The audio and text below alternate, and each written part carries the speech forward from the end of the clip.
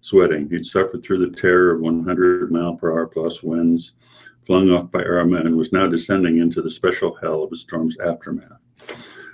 A big tree next door had toppled into a power line at 4:10 a.m. Saturday. Sparks flew.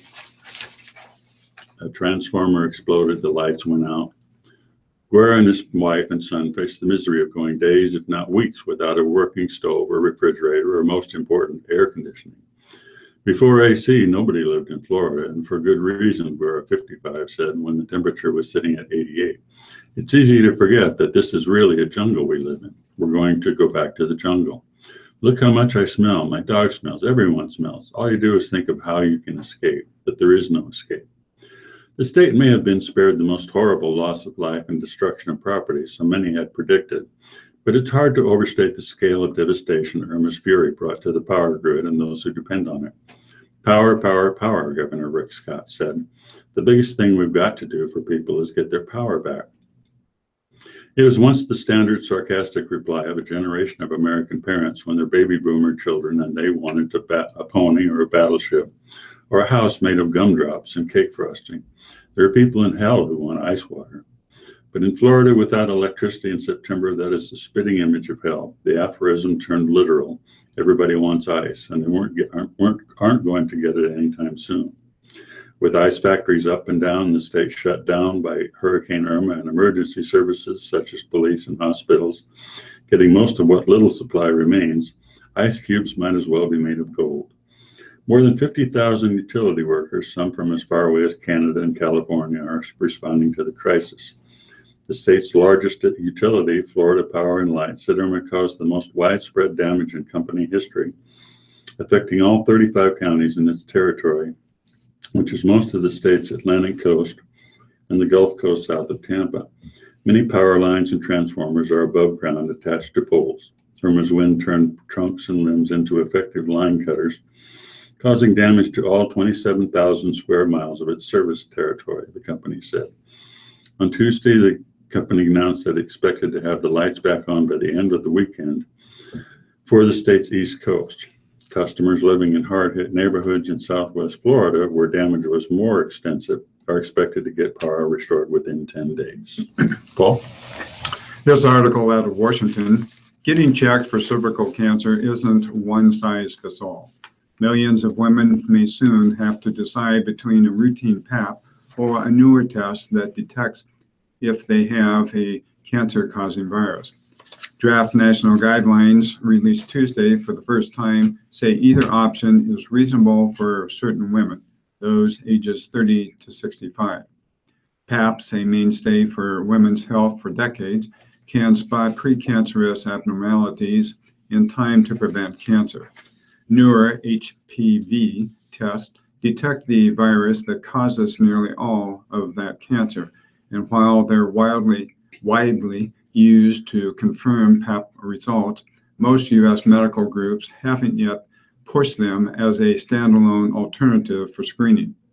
Tuesday's proposal doesn't signal an imminent end to the PAP era.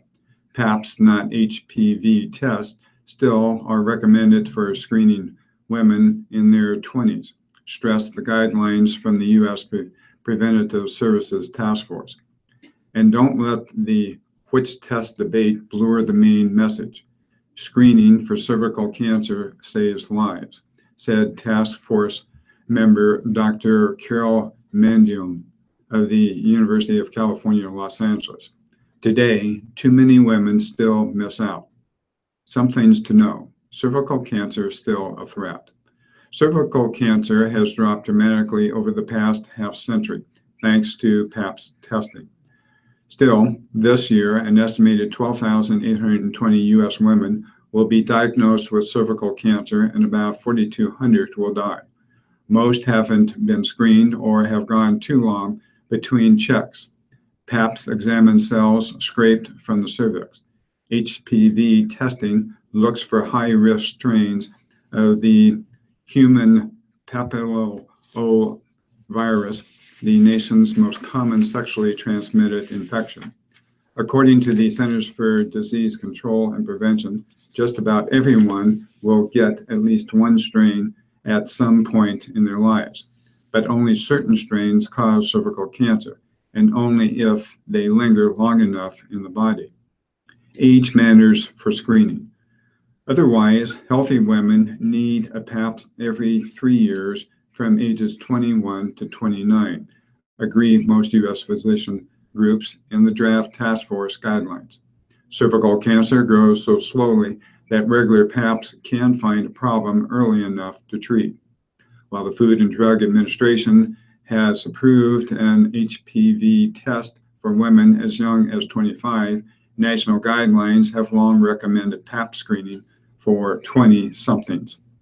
That age group is most likely to get HPV, and the vast majority of the time, their bodies clear the infection before it harms. What changes at age 30? The older you get, the greater the chance that an HPV infection is the years-long harmful kind. To better catch those cases, today what's called co-testing is increasingly common for women 30 and over, a Pap plus HPV test combination. If the results of both tests are negative, women can wait 5 years to test again. But both Paps and HPV testing can trigger false alarms, prompting unneeded and sometimes harmful additional care to rule out cancer. New studies show co-testing leads to more false alarms than either test alone, without adding benefit. That spurred Tuesday's task force proposal to let women 30 and over choose an HPV test by itself every 5 years or a Paps every 3 years instead. The proposal is open for public comment through October 9th before it will be finalized. Some countries already are moving to make HPV testing the chief screening tool, including the Netherlands and Australia. Most experts in this area are in agreement that HPV testing alone is the future of cervical screening, said Debbie Saslow of the American Cancer Society, who wasn't involved with Tuesday's draft guidelines. Weigh pros and cons.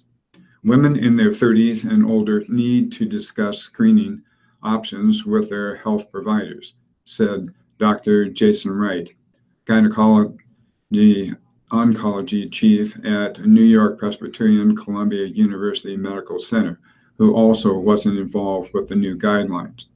An HPV test can cost twice as much as the $40 Pap, but doesn't require screening as often. Some data suggest HPV testing leads to more diagnosis of risky precancer, but even by itself, an HPV test can spark more false alarms than a Pap, Wright said. Also, some follow-up tests can affect the cervix in ways that may affect future pregnancies, a consideration for women still interested in childbearing, added the task forces. Who can skip cervical cancer screening? It's not recommended for women younger than 21 or those who had a cervix removing hysterectomy. Women can stop screening after age 65 if proper checks until then show they're healthy. Current guidelines agree. What if women receive the HPV vaccine as adolescents? Keep getting screened, following recommendations for your age. The first HPV vaccine hit the market about 10 years ago, too soon to know if it's safe for the now grown first recipients to be screened less often. The newer vaccine versions protect against more strains, said Saslow, the Cancer Society's senior director of HPV-related and women's cancers. Eventually, if enough young women grow up fully vaccinated, screening recommendations may change, she said. Rick? Dems push for a quick vote on a DACA-like bill. From Washington, Democrats are pushing for a vote on a DACA-like bill in a matter of weeks after President Donald Trump told congressional leaders he wanted action on legislation to protect the young immigrants known as Dreamers. House Minority Leader Nancy Pelosi said Tuesday that Democrats are trying to force a vote, use a procedural using a procedural maneuver or at least provide a show of strength that leaves Republican leaders few options but to call one. The president asked them to bring it up, Pelosi told a small group of reporters Tuesday in an interview at the Capitol. We told him we will not rest until it's passed, and we want to do it as soon as possible. Though Trump terminated the Obama-era Deferred Action for Childhood Arrivals program, he gave congressional leaders 6 months to come up with a legislative fix for the immigrants who were brought illegally to the U.S. as children. DACA allows them to temporarily avoid deportation and work legally. Pelosi's efforts come as a top White House aide reiterated Tuesday that the administration is not insisting, at least not now, that funding for a proposed wall along the Mexican border be part of any deal. The president is committed to sticking by his commitment that a physical structure is what is needed to help protect America, White House Legislative Director Mark Short told reporters at a breakfast Tuesday sponsored by the Christian Science Monitor. Whether or not that is specifically part of the DACA package or a different legislative package, I'm not going to prejudge here today. Instead, both sides are more likely to come to agreement on a package of other border security measures that could be paired with the bill. Pelosi told reporters that Democrats let the president know at a recent meeting that they will not allow wall funding as part of a DACA bill. Democrats are gathering signatures in the House in support of their bill, sponsored by Representative Lucille Roybal-Allard of California, to force a floor vote. Democrats are trying to build support for a discharge petition, which is a procedural move to force a vote after September 25th if enough Republicans agree. More than 24 House Republicans have already signaled support for similar legislation sponsored by Representative Carlos Curbelo from Florida. Democrats would need most of those Republicans to back their bill. Pelosi noted that even the threat of enough support could prod the majority party leadership to act. Meanwhile, the White House is preparing to release legislative principles on other border security measures as part of a DACA deal. There are several things we think are important, Short said. We do think it is important to secure our border, and we also think that we should be moving to a merit-based immigration system. Short said those ideas would be part of one package of multiple bills.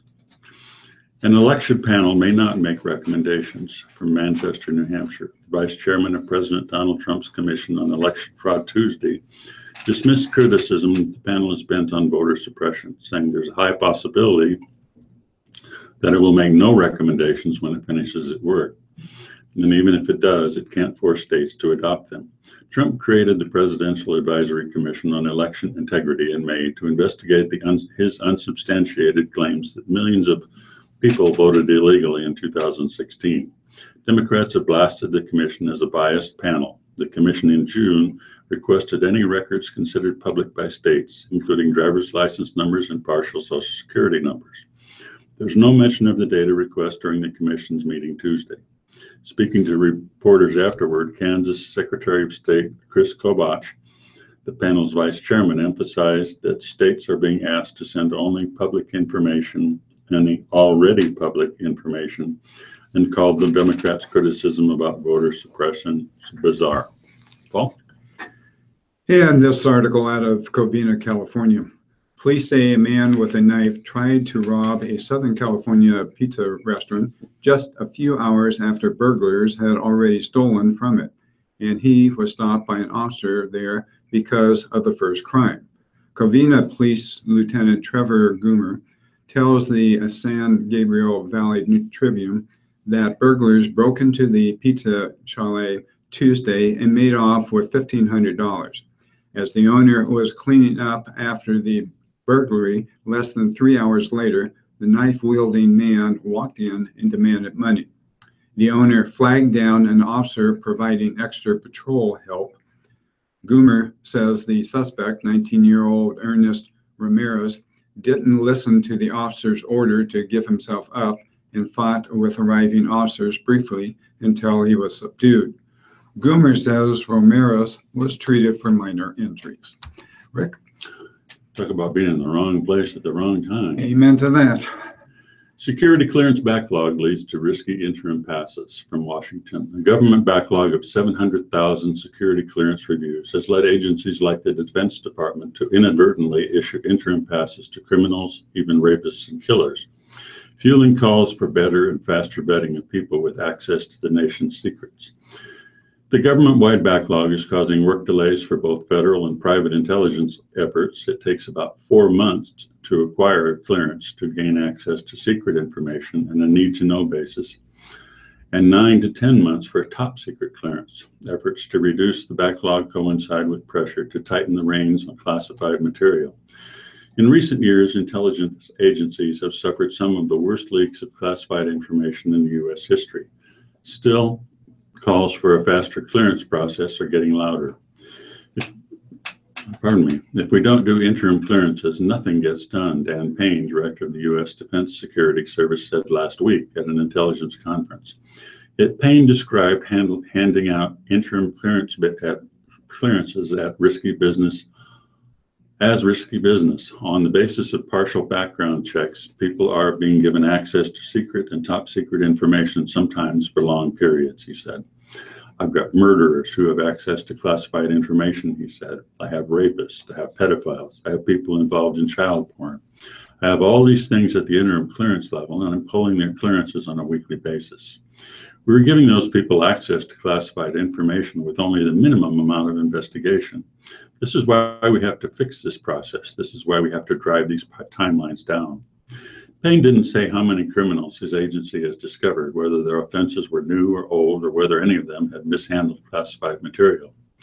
People being investigated for interim clearances are subject to background checks too, but quick access to state and local records can be challenging, said a former Defense Department official, who was not authorized to speak about the issue and commented only on the condition of anonymity. Checking federal records and private contractors is a laborious process that requires an extensive background check in an effort to judge a person's trustworthiness. Observers think the process needs to be updated to ensure the government can spot possible problems in real time. Paul? Out of Washington, the Supreme Court is allowing the Trump administration to maintain its restrictive policy on refugees. The justices on Tuesday agreed to an administration request to block a lower court ruling that would have eased the refugee ban and allowed up to 24,000 refugees to enter the country before the end of October. The order was not the court's last word on the travel policy that President Donald Trump first rolled out in January. The justices are scheduled to hear arguments on October 10th on the legality of the bans on travelers from 6 mostly Muslim countries and refugees anywhere in the world. It's unclear, though, what will be left for the court to decide. The 90-day travel ban lapses in late September, and the 120-day refugee ban will expire a month later. The administration has yet to say whether it will seek to renew the bans, make them permanent, or expand the travel ban to other countries. Lower courts have ruled that the bans violate the Constitution and federal immigration law. The High Court has agreed to review those rulings. It so far has been to evaluate what parts of the policy can take effect in the meantime. The justices said in June that the administration could not enforce the bans against people who have a bona fide relationship with people or entities in the United States. The justices declined to define the required relationships more precisely. A panel of the San Francisco-based Ninth U.S. Circuit Court of Appeals upheld a district judge's order that would have allowed refugees to enter the United States if a resettlement agency in the United States had agreed to take them in. The administration objected, saying the relationship between refugees and resettlement agencies shouldn't count. The High Court's unsigned one-sentence order agreed with the administration, at least for now. The appeals court also upheld another part of the judge's ruling that applies to the ban on visitors from Iran, Libya, Somalia, Sudan, Syria, and Yemen. Grandparents and cousins of people already in the U.S. can't be excluded from the country under the travel ban. as the Trump administration had won it. The administration did not ask the Supreme Court to block that part of the ruling. Rick? In local news, Omaha could reach for Waterloo. Omaha could someday stretch beyond the Elkhorn River as the city continues to march westward. Mayor Gene Stothert recently floated the idea of annexing Waterloo, saying that bringing the small town into Omaha city limits is always under consideration. If the idea moved forward, it would be Omaha's first annexation of a freestanding community since Elkhorn a decade ago. And like in the case of Elkhorn, Waterloo would almost certainly not be in favor of the action. Stothert brought Waterloo up during a discussion last month of the Elkhorn fire districts, which had briefly announced plans to end a contract with the city of Omaha for fire protection services. She said that as many as 2/3 of the 77 sanitary and improvement districts within the fire district, which is a large area west of 180th Street, could be ripe for annexation by Omaha in the next 5 years. Waterloo, which is just beyond the fire district's territory, is among the areas evaluated to see if it's ready to come into the city, Stothert said. Waterloo is under consideration too, she said. It's easy to make it contiguous with the city. Nothing has been decided about the city's next annexation package, and the city would only annex it if it makes financial sense, Stothert said. Still, Waterloo's residents would object to being absorbed by Omaha, said Village Board Chairman Travis Harlow. We'd love to keep Waterloo in its own small town, said Harlow, who is also Waterloo's volunteer fire chief, was involved in the Elkhorn Fire District fight. Waterloo thrives because of its small town atmosphere. State law allows Omaha to annex adjacent cities in Douglas County with fewer than 10,000 people, with or without their approval. And there's precedent for Omaha taking over towns against their will. When then Mayor Mike Fahey said he intended to annex Elkhorn in 2005, leaders there tried to halt those plans by pushing the population above 10,000 people. Omaha prevailed after a battle in court, and Elkhorn officially became a part of Omaha in 2007. Some Elkhorn residents still bristle at the takeover. In that case, Elkhorn was annexed so that Omaha wouldn't be blocked from future growth westward, said Paul Landau, who served as the chief of staff to Fahey during the Elkhorn annexation. A city can't leapfrog areas to annex property. It must be contiguous to land already within city limits. Omaha city limits come within a mile of Waterloo, which covers the area roughly from Elkhorn River to 240th Street and West Maple Road to Blondo Street. Annexing Waterloo would put Omaha nearly at the doorstep of the larger community Valley, which has about 2,000 residents and is home to Valmont industry plants. There's nothing we can do to stop it if that's what the city chooses to do, Harlow said. I would assure you there's probably not going to be any fans if that happens. Paul? 60 years ago, a 1957 Chevy moved slowly down US 77 near the Nebraska 2 intersection, guided by wire coils buried in the highway. It was the first real highway demonstration of a system its inventor and promoters believed would allow cars to be guided by signals from an electronic wiring buried in the highway, rather than by human drivers. Promoters hoped the Nebraska experiment would usher in an era of electronic chauffeurs, which would eliminate accidents caused by driver drowsiness and carelessness. The experiment took place because of the persistence of one man, a state traffic engineer, Leland Hancock. This was decades before Google and Tesla began experimenting with driverless cars, and long before Lincoln started pursuing its own driverless downtown shuttle service. It was the year the Nebraska Department of Roads and Irrigation dropped irrigation from its name. For 4 years, Hancock wrote letters. He convinced researchers with the Radio Corporation of America to cooperate. He got money and permission to lay coils at the intersection of US 77 and Nebraska 2 as it was built. He located a car. Hancock had the backing of his boss, state engineer L.N.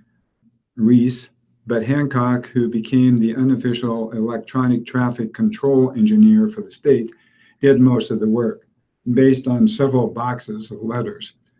Excuse me. He donated to the Nebraska History Museum. Hancock was inspired by a story in an August 1953 edition of Collier's, a national magazine, about research by Dr. Vladimir K. Voriskin, credited with perfecting the first television camera tube. I was greatly interested to read your recent article in Collier's concerning electronic automobile control.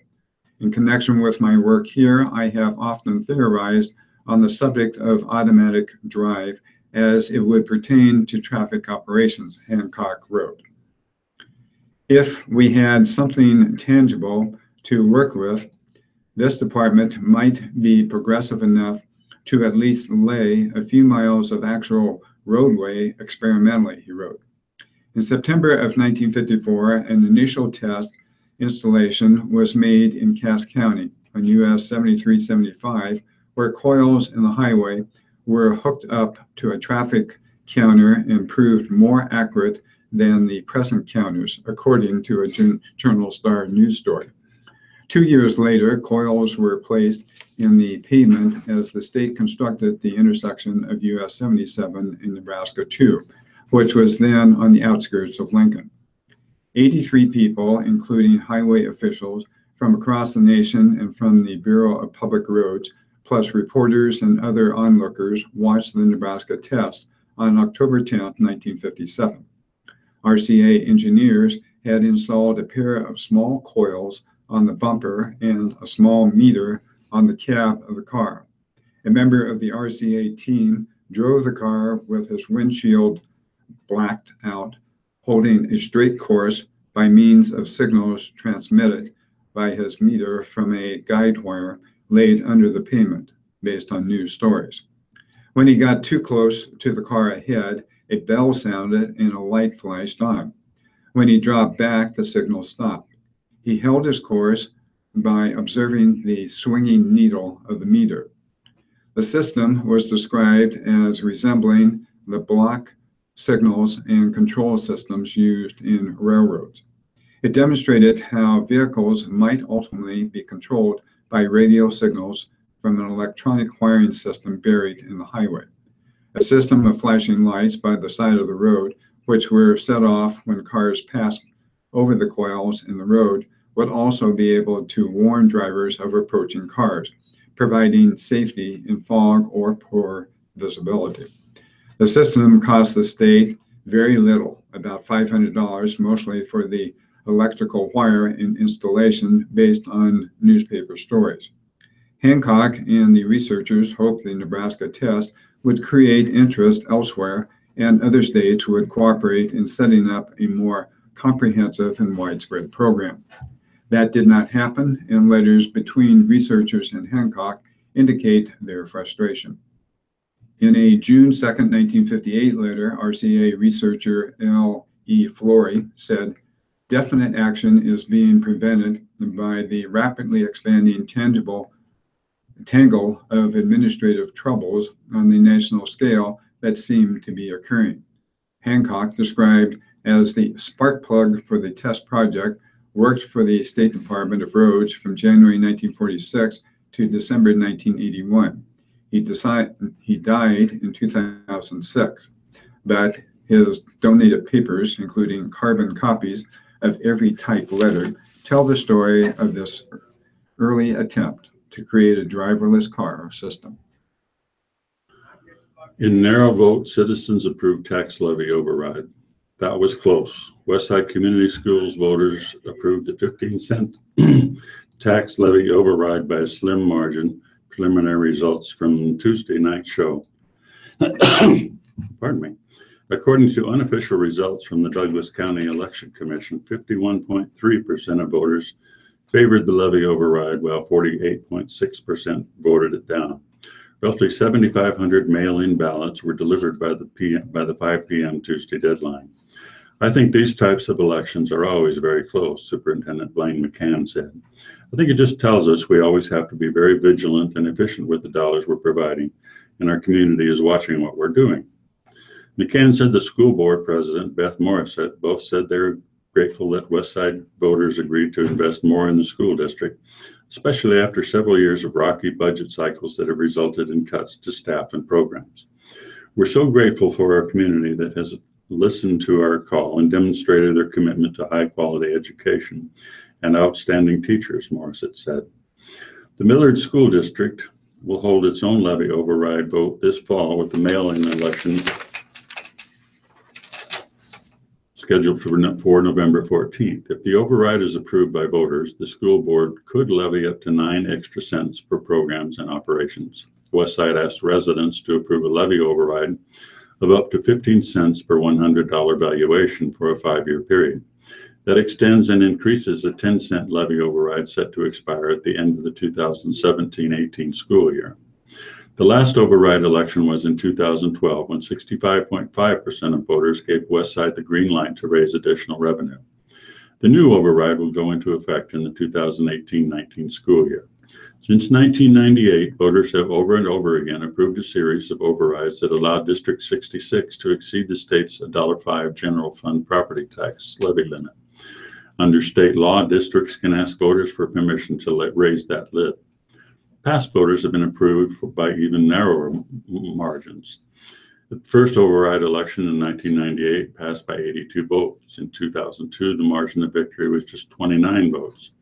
Tuesday night, the yes votes were ahead by 199. For the past several years, the district has been levying the full 10 cents allowed. McCann said the district has struggled to balance its budget in the face of a sluggish tax base, flatlining state aid. That has led to roughly $10.5 million worth of cuts that have eliminated staff positions, elementary foreign language classes, and summer camps. While officials have cautioned that they may not need to levy the full additional 5 cents, the extra taxing authority could bring in an additional $1.75 million each year to preserve popular Westside programs, offer competitive teacher pay, expand mental health support for students, and keep class sizes smaller. We've had to make cuts to make sure we're living within our means, Morissette said.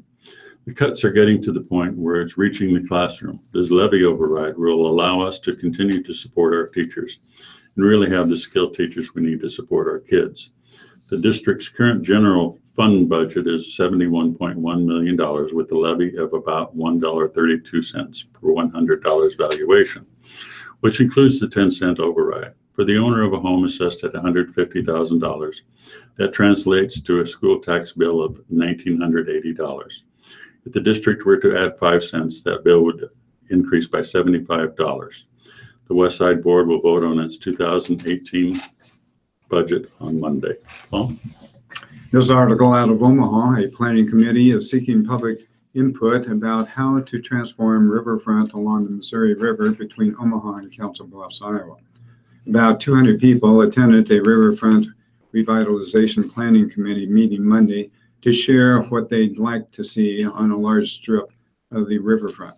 Focus areas include Jean Leahy Mall, Lewis and Clark Landing, Heartland of America Park, and Tom Hannafan River's Edge Park in Council Bluffs. The committee is co-chaired by Ken Stenson, Chairman Emeritus of Peter Kiewit's Sons, Inc., and Mogans Bay, Chief Executive Officer of Velma. Stenson said the group aims to come up with a plan that results in construction. This is not a practice exercise to end up on a shelf, he said. The committee has selected the office of James Burnett as its consultant to create a proposal for the area. Stenson said the Downtown Riverfront Trust will fund the group's more than $1 million study on the area. Attendees at the meeting placed stickers next to preferred concepts. Food and beverage kiosks, as well as waterfront dining, were among the most popular amenities. Other ideas included facilities and activities that catered to children and dogs. Resident Christine Albers, who often bikes in Iowa, said she'd like to see better trails with more curves and shade. Bay said he's happy the process is moving forward with the help of the consultant and the philanthropic community, as well as cooperation from city leaders and the public. If you fast forward 10 years, I hope the consultant will be able to, in some other town, show pictures of what happened in Omaha, he said. The next public meeting is October 26th, and final design concepts will be shared in January. Rick? She lived to 101 with Irish luck and pluck. The Irish matriarch of Nebraska's Irish capital has departed this earth to meet St. Patrick. Patricia Donahue died Sunday in O'Neill, Nebraska, where she lived nearly all of her life. She was 101 years old.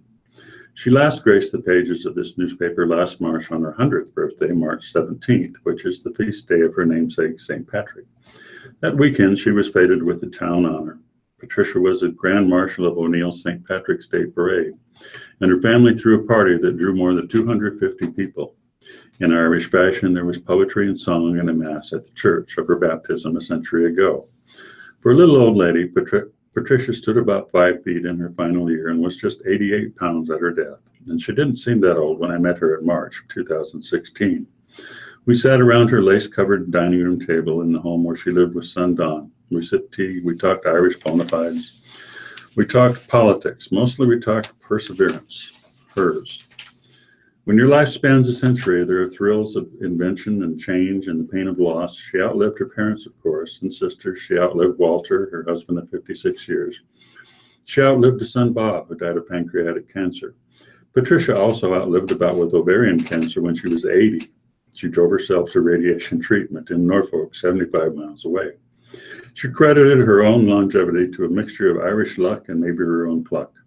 You can sit down too soon, she explained when I marveled at the fact she still cooked. As long as you keep going, you're better off. This was an ethos she might have inherited from her grandparents, Irish immigrants. They gutted it out through hard times. By 1916, when Patricia was born on a ranch about 7.5 miles northeast of O'Neill, her family's Irish roots were sprouting in Nebraska. The third born to 4 girls, her father had wanted a Patrick. St. Patrick gave him Patricia. Theirs was a house with no running water or electricity. Patricia attended country school and then Catholic high school. She graduated at age 16 and taught in country schools until marrying Walter. They lived in Arkansas during World War II and returned to O'Neill to raise 5 children. One son was born with cerebral palsy. Don't bond with him, the Omaha specialist told Patricia and Walter. He'll be institutionalized. I said, oh no, that is not what we're going to do. Patricia recalled some 60 years later as we sipped tea. Son Don has lived a full, active life, staying with his mother until her hospitalization in July. She had fallen, said Marilyn Hinkle, one of Patricia's daughters, and cancer again, this time in the kidney and pretty advanced. Patricia moved into a care center where she lived for about 6 weeks, and back to the hospital in O'Neill. Last week, she told her doctor and children that the pain was too much. Her doctor said she could get relief with morphine, but it would mean she might not be able to talk or recognize family. Patricia said, I'm ready. She asked for the Catholic sacrament of the sick. When the priest asked how she was doing, she quipped, not so good, Father. I'm slipping away gradually, or maybe not so gradually. Well, Based upon that story, it's 10:39. We'll switch over to the obituary page. I will be reading from the Lincoln Journal-Star. Jean Agina, age 91, of Adams. Graveside interment service will be at 10 a.m. Friday, September 15th. Highland Cemetery of Adams. Fox Funeral Home of Adams is in charge of the arrangements. Carmer, James Carmer, age 69. Memorial for the public will be from 1 to 3 p.m. September 16th at St. Mark's United Methodist Church in the Fellowship Hall. Memorial gifts can be made to the People's City Mission. Aspen Aftercare is handling his arrangements. Delabar, Mildred Delabar, age 90, of Beatrice. Funeral will be held at 1 p.m. Thursday at Harmon Wright Mortuary Chapel in Beatrice. Visitation will be from 9 a.m. to 9 p.m. with family greeting friends, from 6 to 8 p.m. on Wednesday today at the mortuary, and 9 a.m. to 1 p.m. on Thursday prior to the service. Detmer, Gladys Detmer, age 92, of Lincoln. formerly of Bennett. A graveside service will be held at 10:30 a.m. Friday, September 15th at the Bennett Cemetery in Bennett. Forney, Robert Forney, age 86, of Lincoln. Funeral services will be held at 10:30 a.m. on Monday, September 18th at College View Seventh-day Adventist Church in Lincoln. Memorials are suggested to the family. Boothurst, Mazer, and Love Funeral Home on A Street is handling the arrangements. Hatter, Cynthia Hatter, age 67, of North Richland Hills, Texas. A celebration of life service will be held at 1 p.m. on September 16th at the Community of Christ Church on 44th Street in Lincoln. In lieu of flowers, memorials are suggested to Farm Sanctuary at www.farmsanctuary.org. Hillman, Stephen Hillman, age 72, of Holland, Michigan. A celebration of Steve's life will be at 10:30 a.m. Saturday, September 16th at the Holland Church in Holland, Nebraska.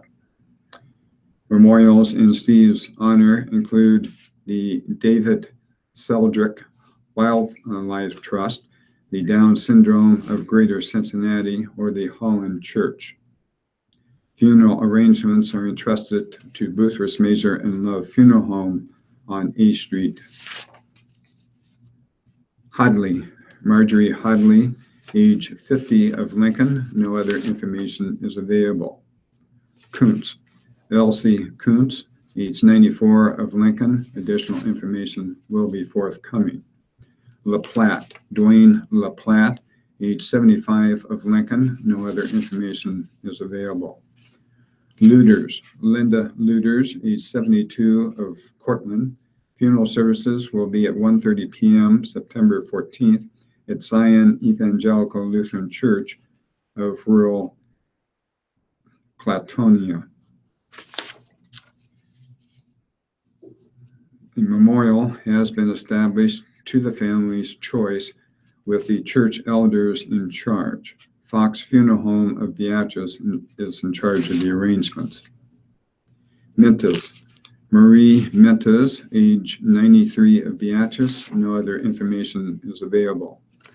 Nielsen, Sarah Nielsen, age 74, of Lincoln. A Mass of Christian burial will be at 10 a.m. Friday at St. Joe's Catholic Church in Tanglewood. Memorials to St. Joseph's or St. Vincent de Paul Society. Arrangements by Boothurst, Mazer, and Love. Philibosian, Betty Philibosian. No other information is available at this point. Pray, Robert Pray, age 79, of Lincoln. No other information is available. Rohr, Sharon Rohr, age 76, of Pickrell. No other information is available. Sharp, Rosemary Sharp, age 72, of Lincoln. Funeral will be held at 1 p.m. Thursday, September 14th at Boothurst, Mazer, and Love Funeral Home. Memorials to the family for later designation. Schultz, Laverta Schultz, age 94, of Auburn. Funeral service will be at 10:30 a.m. Friday, September 15th at Trinity Lutheran Church in Auburn. Services are entrusted to Hemmingson Funeral Home of Auburn. Shafford, James Shafford, age 72, of Lincoln. He was a veteran during the Korean War. I take that back. He served in South Korea, but he was not in the war.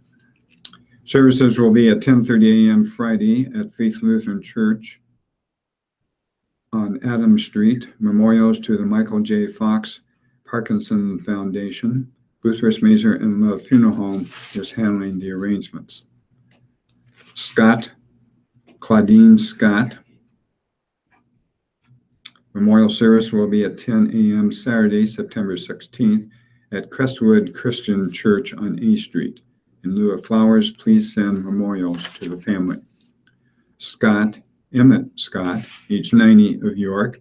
Celebration of Life will be at 2 p.m. Monday, September 18th at First United Methodist Church in York. Memorials to the Epworth Village or to the United Methodist Church Foundation. Met's Mortuary in York is handling the arrangements. Shaw, Robert Shaw, no age given. Services will be at 9:30 a.m. on Saturday, September 16th at Grace Lutheran Church.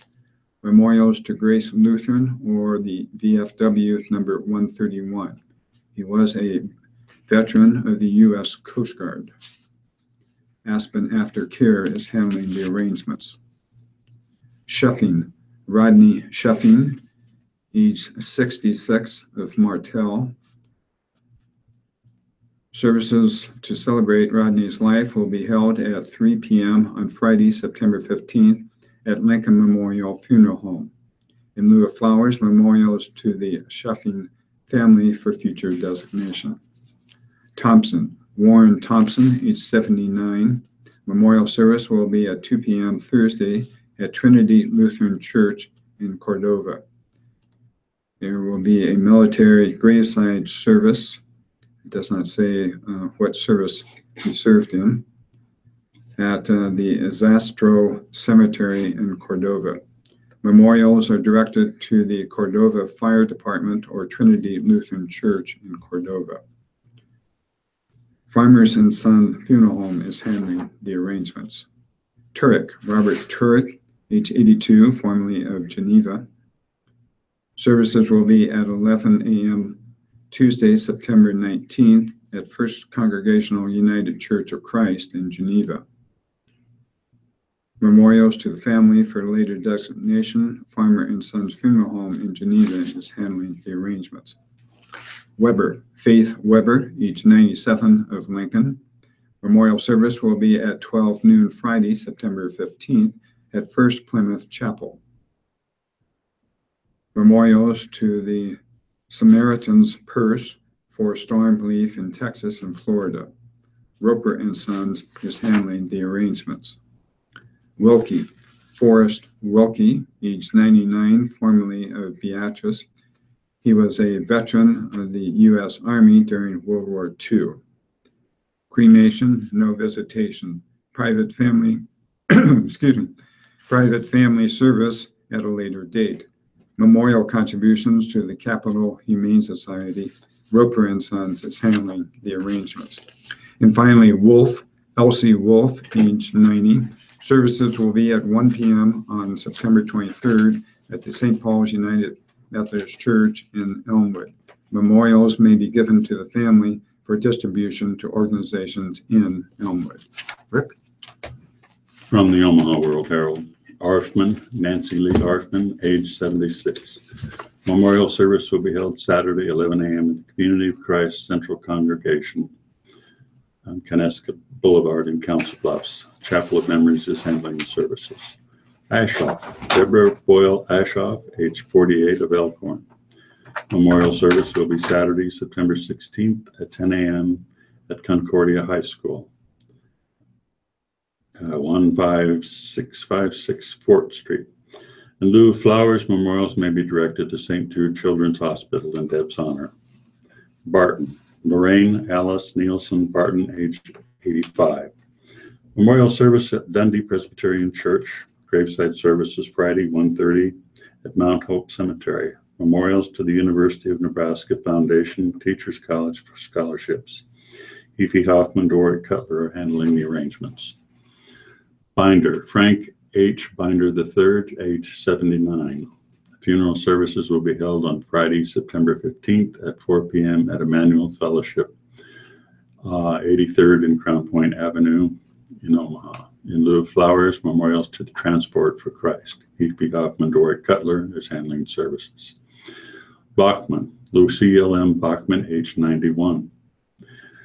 Family will receive friends Wednesday, September 13th from 5 to 7 p.m. at the Bel Air Chapel, Efi Hoffman, Dory Cutler, followed by a vigil service at 7 p.m. Services Thursday, September 14th at the Bel Air Chapel to St. Joseph Catholic Church, 17th and Center, for Mass of Christian burial at 10 a.m.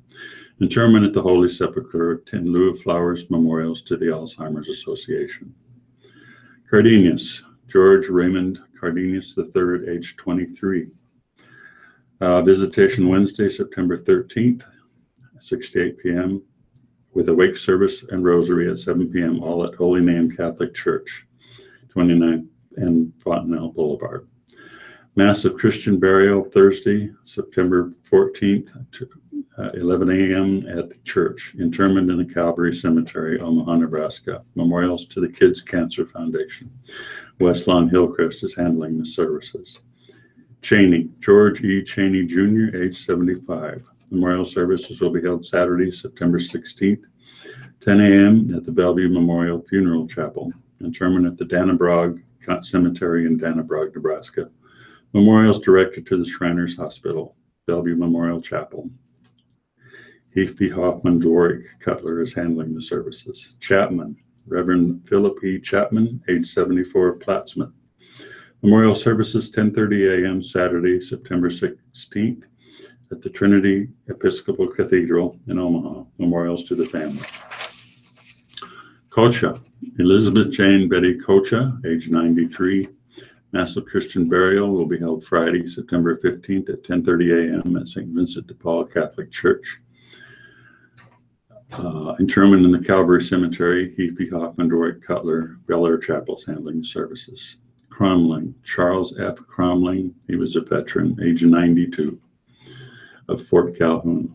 Visitation Friday, 10 to 11 a.m. Memorial service Friday, 11 a.m. at Florence Christian Church in Northridge Drive in Omaha. Family prefers memorials to the Florence Christian Church.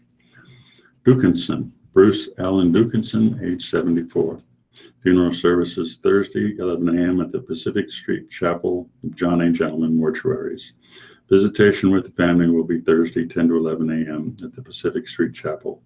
In lieu of flowers, memorials may be made to Boys Town. Fisher, James L. Fisher, age 78, formerly of Columbus, Nebraska. Arrangements are pending. Flores Bustamante, Juan C. Flores Bustamante, age 23. Family will receive friends Thursday, September 14th from 5:30 to 7:30 p.m. at the Bel Air Chapel, Heathby Hoffman Dworik Cutler, followed by a vigil service at 7:30 p.m. Services Friday, September 15th, 9:30 a.m. at the Bel Air Chapel to St. Joseph Catholic Church, 17th and Center, for Mass of Christian burial at 10:30 a.m. Interment at the Calvary Cemetery. Garrity, Thomas J. Garrity, Lieutenant Colonel, U.S. Air Force, retired, age 79. A celebration of Tom's life will be held Saturday, September 16th from 4 to 9 p.m. at the Tregaron Clubhouse on Glengarry Circle in Bellevue. In lieu of flowers, memorials to Bellevue Public Safety Foundation, Attention K-9 Unit, or Attention Fire and Rescue. Goldstrom, Betty Ruth Goldstrom, age 97. Graveside service will be held on Thursday, September 14th at 1 p.m. at Bicker Cholum Cemetery, 1350 East Pierce Street in Council Bluffs. Luncheon will follow at the Rose Blumpkin Jewish Home. In lieu of flowers, memorials may be made to the Rose Blumpkin Jewish Home in Omaha. The family will receive visitors at the home of Mark Goldstrom, 15823 Burt Street on Thursday evening from 6:30 to 8:30 p.m. Gulak, Carl B.S. Gulak, age 89. Visitation will be Thursday from 4 to 8 p.m. with the rosary at 7 p.m. Funeral service Friday, 10 a.m., all at Kaler Dolce Mortuary, private interment at the Cedardale Cemetery.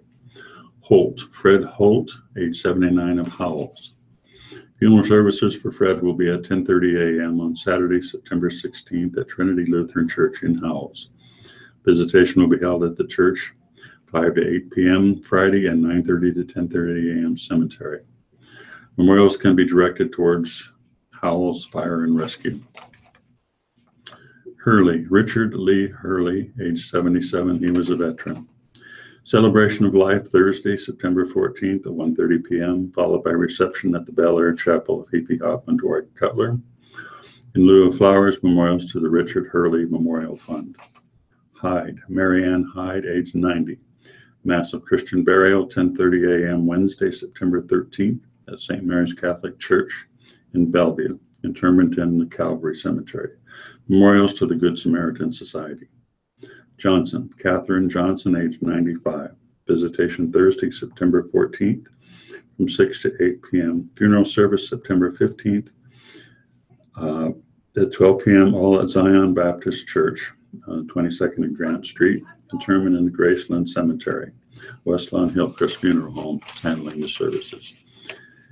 Keene, Francis X. Frank Keene, age 90. He was a veteran. Graveside service Wednesday, September 13th, 11:30 a.m. The St. Mary Cemetery in Dawson, Nebraska. Knowles, Charles Knowles, age 73. Viewing Thursday, September 14th, 10 to 11 a.m. with service at 11 a.m. at Paradise Baptist Church. Cruz, Chase D. Cruz, age 22 of Elkhorn. Funeral will be Thursday, 11 a.m. at the Covenant Presbyterian Church. Graveside service Thursday, 2:30 p.m. at Mount Pleasant Cemetery near Burchard, Nebraska. Memorials to the family for later designation. Massey, Maxine N. Massey, age 85. Visitation Thursday, 5 to 7 p.m. at the mortuary. Funeral will be held Friday, 11 a.m. at the mortuary, Corisko Larkin Staskowich Funeral Home. Interment at Graceland Park Cemetery. Milbrath, Randy A. Milbrath, age 65. Vigil service 7 p.m. Mass of Christian burial Friday, September 15th at 10:30 a.m. at St. Robert Bellarmine Catholic Church. Memorials to the Catholic charities, St. Robert Bellarmine Catholic Church, or the charity of your choice. Mossman, Paula L. Mossman, age 55. A complete notice will be issued later. Neal, Michael D. Neal, age 39. Visitation will be held Thursday, September 14th, 11 to 12 p.m. at Roeder Mortuary, 49th and Ames in Omaha. Interment at Forest Lawn Memorial Park. The family will meet at the Midwest Club. Nissen, Helen M. Nissen, age 91. Visitation Wednesday, September 13th from 5 to 8 p.m. at West Lawn Hillcrest. Graveside service Thursday, 10 a.m. at West Lawn Hillcrest Memorial Park. Perez, Joan Y. Perez, aged 80. Reception of friends 5 to 8 p.m. Thursday, September 14th at the Bellevue Memorial Chapel. Funeral service 10 a.m. Friday, September 15th at the Bellevue Memorial Funeral Chapel. Interment in the Bellevue Cemetery. Memorials to be directed by the family. Peterson, Charles E. Peterson III. Funeral services will be at 11 a.m. Wednesday, September 13th at St. Margaret Mary Catholic Church. Burial will be in Calvary Cemetery. John A. Gentleman is handling the services. Rice, E. Mary Rice, age 92. Memorial service will be held at 11 a.m. Friday, September 22nd at West Hills Church. Memorials to West Hills Church, Omaha, or to Newcastle Foundation in Omaha. Stewart, Michelle Stewart, age 64. Memorial visitation will be held on Saturday, September 16th from 10 a.m. to 12 p.m. at Svoboda Funeral Home, North Chapel, located at 2004 Colfax Street in Schuyler, Nebraska. Interment will be in the Purple Cane Cemetery, North Bend, at 1 p.m. Minnick Funeral Chapel in Dodge is handling the arrangements. And finally, Vargas, Robert J. Vargas, age 36. No services are scheduled. Listeners' memorials to the Radio Talking Book Network are tax deductible and will go a long way in keeping Radio Talking Book on the air. Please keep Radio Talking Book in mind when memorials are listed as donor's choice or your favorite charity. Donations should be sent to Radio Talking Book Network, 7101 Newport Avenue, Suite 205, Omaha, Nebraska, 68152. Thank you for being a Radio Talking Book Network listener and supporter. That, Rick Miner, and thank you, Paul Murphy, as well, for reading from the first hour of our newspapers today. We will be back after a short break, and now we have Jane Nielsen ready to go with today's home delivery meal menu. The senior delivery meals for Wednesday, September 13th, is baked pit ham, 1/2 baked potato, sour cream, Capri vegetable blend, wheat bread with margarine, birthday cake, and 1% milk. It does sound pretty good to me. Thank you very much, Jane Nielsen, for reading the senior home delivery meal menu for today. And now here is Jane again with a public service announcement. Greetings, this is Jane with Radio Talking Book Service with an announcement about Medication Safety Awareness for the Blind Week, which is September 9th through the 15th this year. In 2013, Congress asked the United States Access Board to devise a list of best practices for accommodating low vision and blind consumers in a pharmacy. These best practices give pharmacies specific ways they can create accessible prescription labels as an ADA accommodation. If you have trouble reading your prescription labels, talk to your pharmacist about providing accessible prescription labels in an audible, large print, or Braille format. Many pharmacies already provide this service upon request, but they do not advertise it.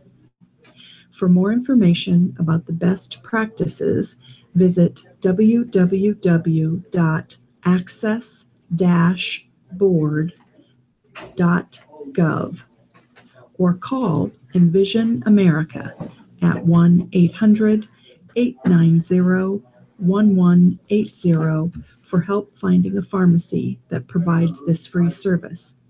Again, for more information about the best practices, visit www.access-board.gov or call Envision America at 1-800-890-1180 for help finding a pharmacy that provides this free service.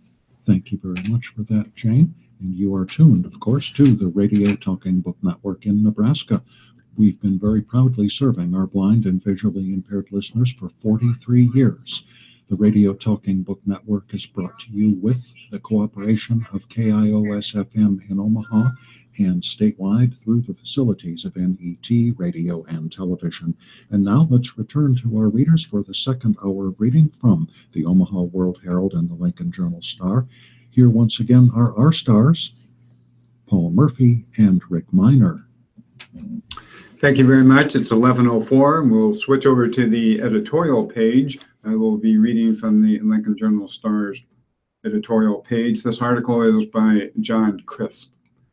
The future of the Deferred Action for Childhood Arrivals policy is in question. During the presidential campaign, candidate Donald Trump promised to dismantle the program if he was elected, but last week he was equivocal. Attorney General Jeff Sessions advised the Department of Homeland Security that it should rescind DACA and action that would put in jeopardy the 800,000 beneficiaries of the program, the Dreamers, which shields from deportation undocumented residents brought into this country as children. In a subsequent tweet, President Trump urged Congress to legalize DACA within 6 months and preferably as part of a larger immigration overhaul. A couple of days later, Trump tweeted reassurance to the Dreamers, quote, "For all of those DACA that are concerned about your status during the 6-month period, you have nothing to worry about. No action," end of quote.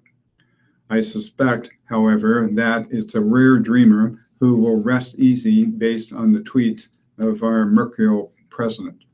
The chances of Congress producing comprehensive immigration reform within 6 months seem slim, and the Trump who today claims to love the Dreamers may tomorrow crave a boost from his base, which generally supports swift deportation of everyone whose presence in our country is not duly documented.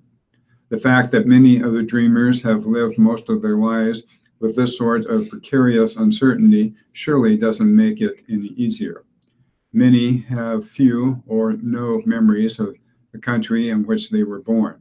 Many aren't conversant in Spanish or any language other than English, the primary language of the land that is their only home. They have grown up with the nagging knowledge that a minor traffic violation could lead to deportation, either for themselves or a close relative. President Barack Obama's DACA program provided a 2-year reprieve from the anxiety. That's gone. Of course, the Dreamers' presence in our country is a violation of the law, and DACA's most outspoken opponents often rely on a powerful talking point. We are a nation of laws. But this assertion has a pious undertone. Others have pointed out the irony of Trump shifting positions on DACA shortly after pardoning Sheriff Joe Arpaio, a convicted lawbreaker. In one of the world's most incarcerated countries, we often drop the legal hammer hard on the least powerful while rewarding the rich and connected with impunity. Thus, President Ford pardoned President Nixon. Thus, General Petraeus, I'm not pronouncing that right, I know how to pronounce it, got a mild hand slap for divulging secret information. Thus, our prisons are filled with brown and black-skinned Americans who were prosecuted for marijuana possession, while celebrities like Bill Muir, Willie Nelson, and Woody Harrelson publicly make pot smoking a part of their brand. So let's not be overly sanctimonious about rigid adherence to the law. The Dreamers' parents brought them into this country in violation of the law, but in complete accord with the long-standing tacit understanding that when cheap labor flows north from Mexico and money flows south, everyone benefits. And often, in the service of this understanding, the law just looked the other way. The law is what we make it and what we make of it. We are not slaves to the law, and the law can be wrong. The president's position on DACA is uncertain. The Congress course should be clear. It should act to remove the threat of deportation from the Dreamers and provide for a path to legal status. By most accounts, the Dreamers are honest, responsible people who are working hard to improve themselves and our nation. Most are deeply devoted to the only home they have ever known. They are here through no fault of their own. If the law supposes them to be something else, then I paraphrase Charles Dickens' Mr. Bumble, who said, "The law is an ass." Congress has the power and the support of the American people to change the law. It should do so, and quickly. Rick? And 2 short columns from the World Herald opinion writers. Syria's tyrant has prevailed. An important but little publicized development has happened in the Middle East. The region's most determined foes of Syrian dictator Bashar Assad, the governments of Saudi Arabia, Turkey, and Jordan all have ceased trying to topple him. So have Western powers such as the United States and Britain. It's about a reality given the military facts on the ground, but it's nonetheless lamentable that a bloody tyrant has prevailed. Before the war, Syria had a sizable middle class that, inspired by the political ferment of the Arab Spring, launched a revolt with commendable hopes of replacing a dictatorship with a government responsive to the people. Assad responded by targeting moderate forces, either killing them outright or forcing them into exile. Assad's regime brazenly bombed civilian populations and used chemical weapons, war crimes. Syria's allies, Russia and Iran, backed Assad's bloodthirstiness. Vladimir Putin's government cynically encouraged an outflow of 6 million Syrian refugees that put pressure on countries in the Middle East and Europe. The instability from the war has created ongoing stresses for Syria's neighbors, Jordan and Iraq. U.S. forces are providing military support as Raqqa, the Islamic State's self-declared capital, is retaken. A complex, delicate task. Other appropriate priorities, seeing that aid reaches Syrian refugees in the region, that Jordan remains stable, and that cross-border fighting doesn't erupt between Israel and militant forces in southern Syria. All these conditions are painfully different from the possibilities had the Syrian people's revolt managed to replace Assad's abhorrent regime with a responsible government. And an Iowa town takes corrective steps. White hoods, a rebel flag, a burning cross. These are the images of Creston, Iowa, that 5 high school students seared into national consciousness last week through social media. Local residents reacted forcefully and appropriately to the appalling act. The boys were kicked off the football team and reportedly suspended from school for 9 days. They're learning the difference between freedom of speech and the consequences of speech. Teachers and residents spoke out against the teens' action and the need to understand the historical wounds such acts rip open. Parents of the students involved expressed disgust and said their children would be disciplined. Creston residents have set out to show that one act does not define a place or its people. The students involved can redeem themselves over time if their actions and approaches show contrition and growth. But they will first need to face the teammates and classmates they frightened and learn why this was no innocent prank. Paul? In this letter to the editor of the Lincoln Journal-Star, as a UNL graduate, I have deep concerns of the Turning Point USA agenda. Specifically worrisome is the alleged targeting of so-called liberal professors who may pursue critical thinking, instructional methods, or academic freedom in disciplines that may appear to be liberal in content to a highly opinionated conservative individual. Teaching economics, quantitative theory of money, could be labeled as a liberal bias. Teaching global warming could be labeled as liberal bias. Teaching philosophy could be labeled a liberal bias. Teaching progressive tax policy could be labeled a liberal bias. Teaching government and its role in codes, imports, exports, or environment could be labeled a liberal bias. I am also quite concerned with the opinions of some state senators. Senator Steve Erdman wished to take Nebraska's public school teacher certification requirements back to a period immediately following World War II. Now he wishes to take college professors back to the same era by removing tenure. Senator Erdman, would you please walk the walk by returning to farming with a 1940 John Deere M Farmall tractor or a pull-type Alice Chalmer SP60 combine? And this was written by Alvin Gunther of Dunbar. Rick? In a column by Jim Glazer, president of Elliott Company in Omaha, infrastructure bill is overdue. President Donald Trump campaigned for office on the promise of delivering an infrastructure bill of historic proportions. It wouldn't be a moment too soon for his administration and Congress to take more action to make good on this pledge. As a president of a manufacturing company in Omaha, I know that when I make a commitment, my customers, my employees, and my stakeholders expect to be able to take my word as bond. We should expect the same sort of follow-through from our elected leaders, especially someone who campaigned for the White House, in part on his ability to translate his business acumen to political office. The reality is that this should not have to be so difficult. In an era of sharp political divisions, our leaders would have a hard time finding an issue more widely resonant than the need to invest in our infrastructure. Poll after poll this year has shown the following. Strong majorities of Americans of every political and geographic stripe support action in Congress to approve new infrastructure investments, and voters prioritize this legislation over most other issues under consideration right now in Washington. In addition to the broad political support for action on infrastructure, passing new investments would have real and meaningful benefits for communities across the country. Transportation and electrical construction supports tens of thousands of jobs in our state, and increased investment promises to add even more to employment. That includes jobs with manufacturers of construction and agricultural equipment. I like the company that I lead.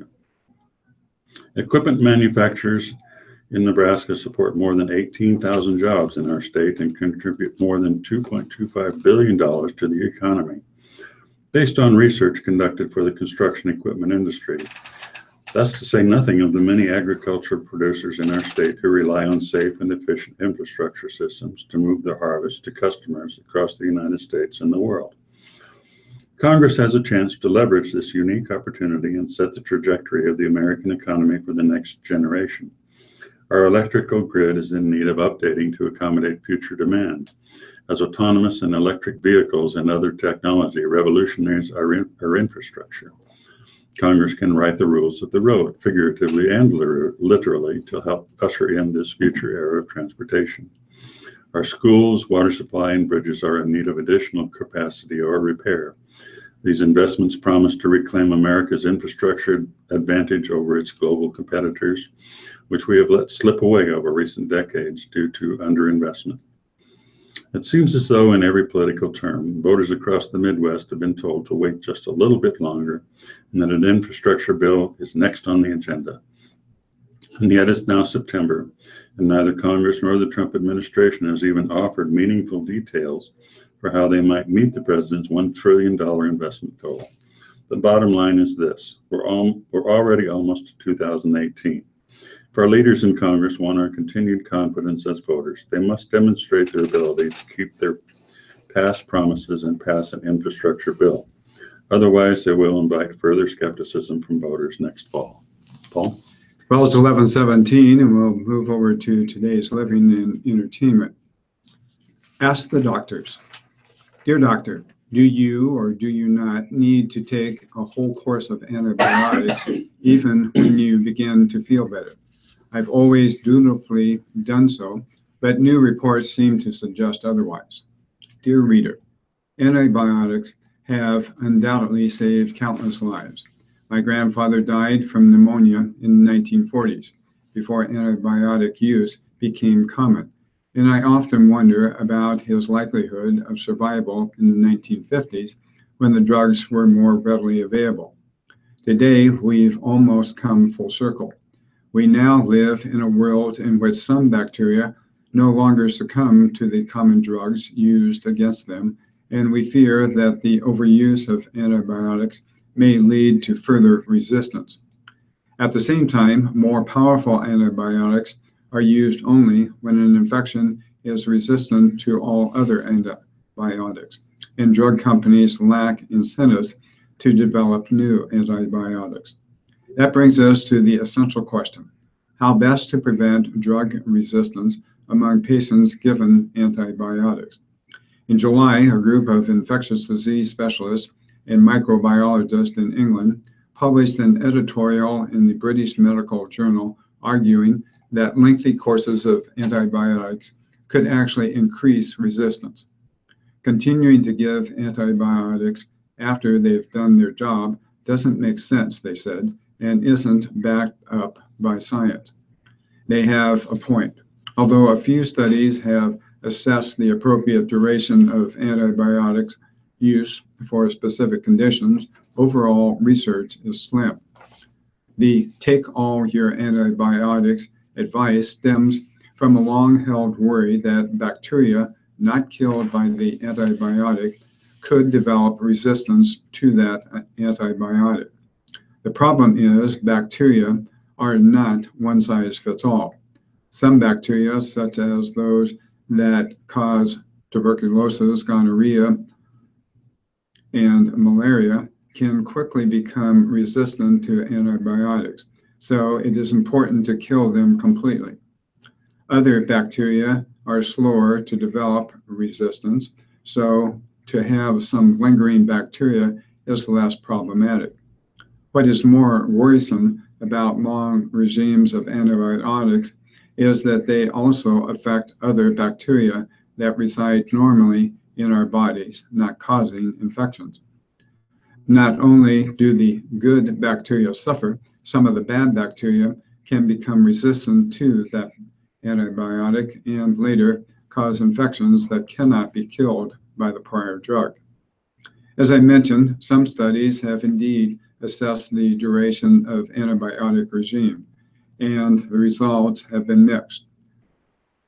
A 7 to 10 day course of antibiotics has shown equal efficiency as a 14-day course.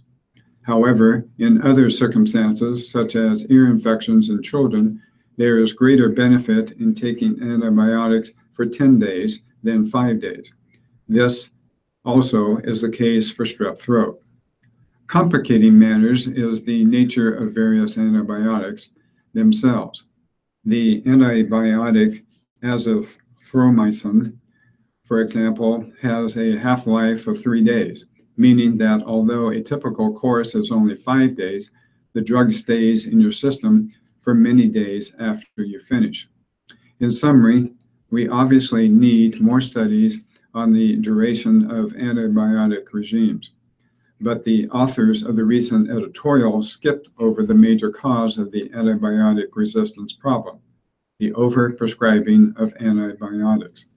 The Federal Centers of Disease Control and Prevention has estimated that 30% of all antibiotic prescriptions are unnecessary.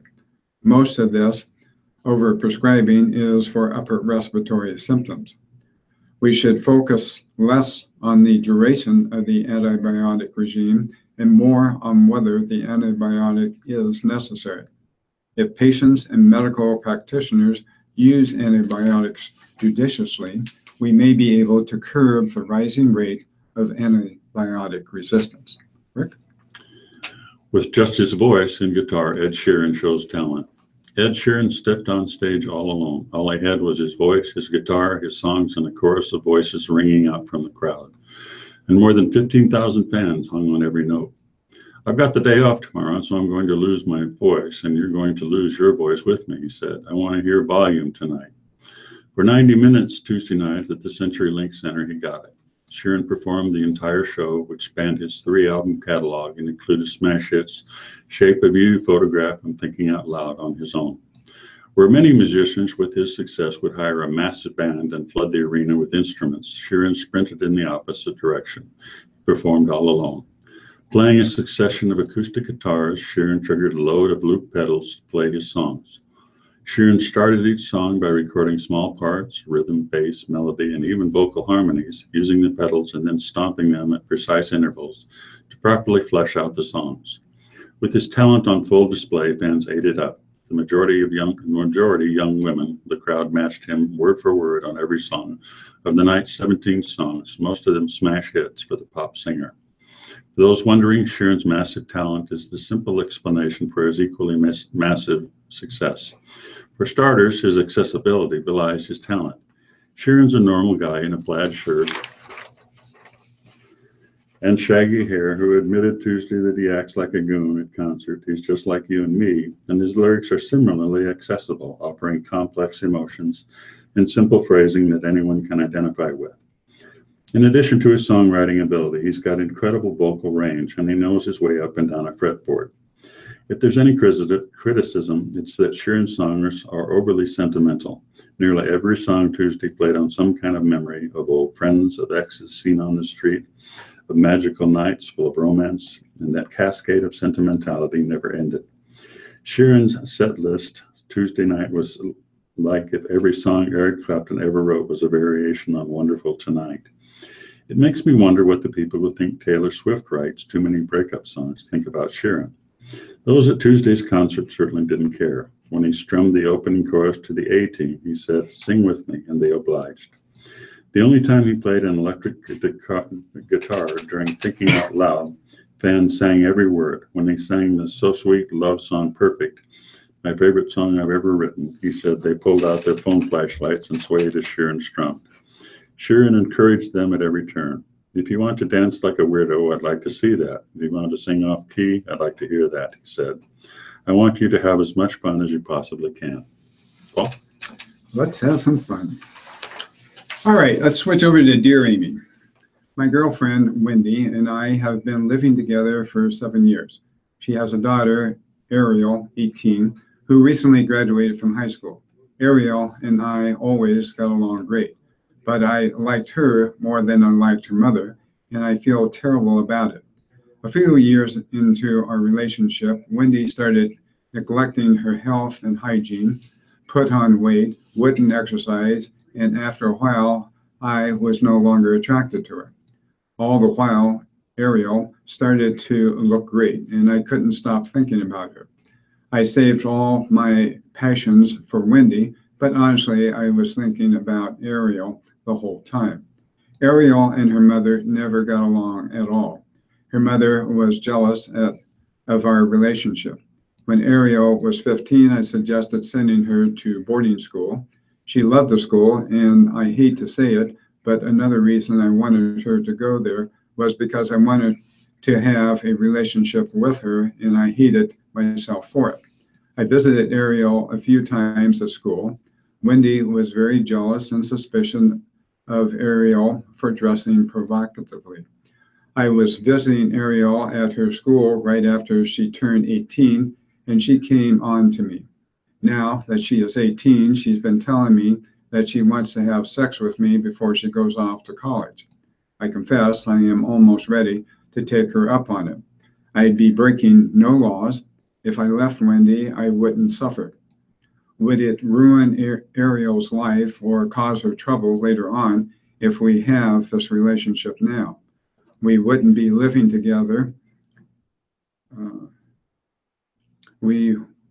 Or dating, and she is looking forward to heading out of state to go to college soon, and I expect she'll be dating a lot when she gets there.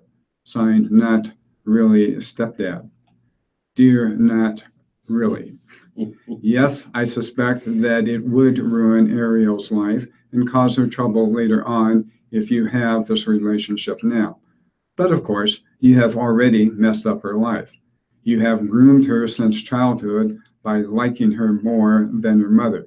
You have also destroyed her relationship with her mother by rejecting the mother in favor of the girl.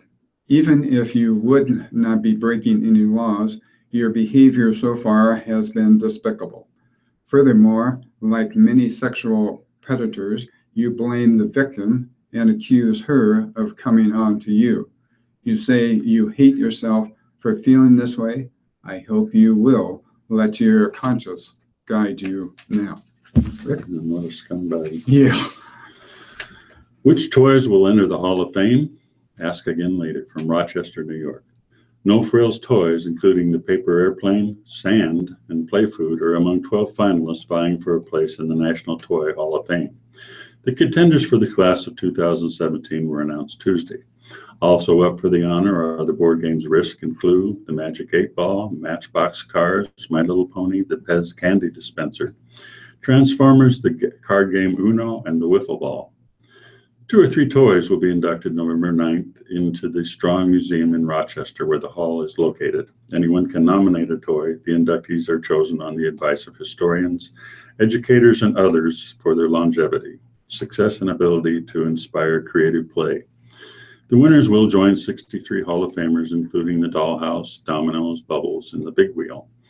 About this year's finalists, according to the National Toy Hall of Fame. Clue. The game, which challenged players to solve a murder, was introduced in 1947 and remains one of the top 10 best-selling board games of all time.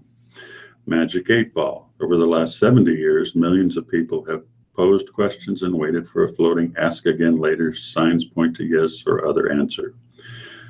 Matchbox Cars. The miniature cars debuted in 1952 and by 1960 were selling at a rate of 100 million a year. They remain a top seller for Mattel. My Little Pony. The miniature pastel ponies were introduced in the 1980s and reintroduced in 2003. They outsold Barbie for several years at their peak. The paper airplane. Leonardo da Vinci may be among the most famous people to make flying machines out of paper, writing about them in the 15th century. Pez. What began as a breath mint in 1927 was transformed into a small brick of candy dispensed by a collectible mechanical box featuring pop culture characters. Play food. Made of plastic and other materials, has been filling in plates at pretend tea parties and picnics for generations. Risk. The War and Strategy board game was published in the United States in 1959. Its innovative mechanics ignited renewed interest in strategy games in the 1970s. Historians believe even the earliest humans played in the sand, and records from the 1800s document the building of sand castles and other sculptures. Transformers, the mid-1980s toy line, was marketed with an elaborate backstory supported by a Marvel comic book series, cartoon series, animated movies, electronic games, and goods, including its own cereal. The latest movie was released in June. Uno, easy to learn and quick to play, the card game has players dispose of the cards in their hands. And finally, wiffle ball. The perforated plastic ball has been batted and thrown since 1953. Inventors determined that 8 oblong slots provided the best performance. At Paul, in our age, all we got was a stick when we were kids. Paul? Yeah, but it's so neat because It was fun. oh yeah, whatever that made fun, that was the main thing. Pickly pork. Schnitzels are often made with veal or chicken, but pork is a great alternative. Pounding out the cutlets makes them even thinner and more tender, so they cook up quickly, perfect for the weeknight meal. And there's that irresistible crunch from the panko breadcrumb coating. This is one of those heartening dishes that's popular with both kids and adults. The tangy, quickly pickled cucumbers and onions make a great counterpoint to the lightly fried pork cutlets. You could definitely use dried dill instead of fresh if it's easier. Also, yes, there's called seedless cucumbers, but of course, there are still a nominal amount of seeds in them. Removing the seeds gives the salad a nicer texture without the slightly slimy consistency of the seeds, and helps reduce any wateryness in the salad. A little tip: double the cucumber salad next time you are serving a bagel and smoked salmon spread. It's a great side for a brunch of any sort, especially as a foil to smoked fish. Rick? And more about food. Yes, food, yeah. We may not like this one. Oh. These burgers get their protein from insects. Ew. From Geneva, Switzerland. Swallow deeply, pinch the nose, and repeat the mantra. Tastes like beef, tastes like beef. And bite into the burger of rice, chopped vegetables, spices, and mealworm larvae. The Swiss supermarket chain Co-op, to a bit of domestic hoopla, has begun selling burgers and balls made from insects. It's being billed as a legal first in Europe, a continent more accustomed to steak, sausage, poultry, and fish as a source of protein. The goal is to persuade every leery customer to try a nutritious, if unusual, food that preserves the planet's resources, Coop says. About 1/3 of the burger is mealworm larvae. A burger weighing 3.5 ounces has about 10 grams of protein in it, about the same amount found in a child-sized beef burger. For now, only 7 of Coop's nearly 2,500 stores in Switzerland are serving up the concoction by the Zurich-based food startup, Essento. The chain says the insect products have been selling fast during their limited rollout in the Alpine nation, and a broader launch is planned by year's end. Insect promoters say Switzerland isn't the first European country to allow retail sales, just the first to have these sales so clearly authorized.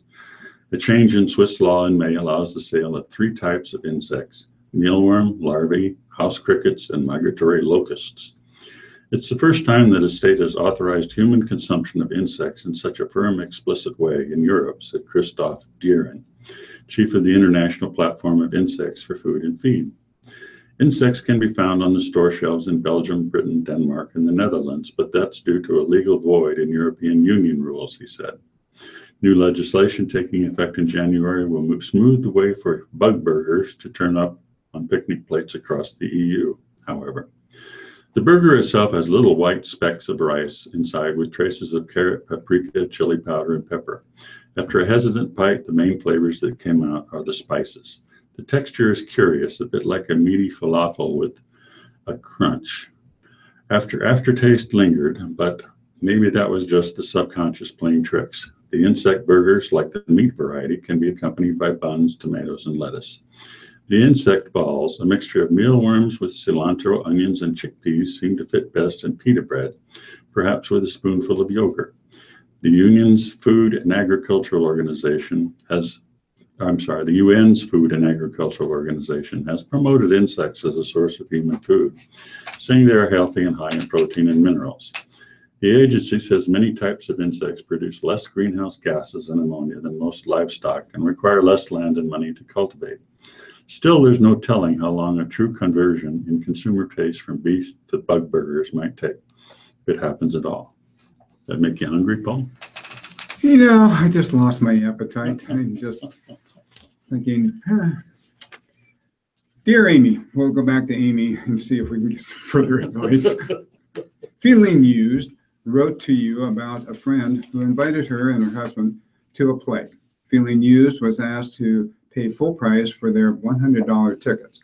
Later, they learned that their friends had received their tickets for free as part of a promotion. I think you misunderstood this letter. Feeling used meant that 2 of the tickets were free, but the other 2 were full price. So the question was whether all 4 should split the cost of the 2 tickets, or whether it was appropriate for the ones who went for free to go for free and let their invited friends pay full price. What do you think? Wondering. Dear Wondering, many people wrote to correct me, and I agree that I misinterpreted the question.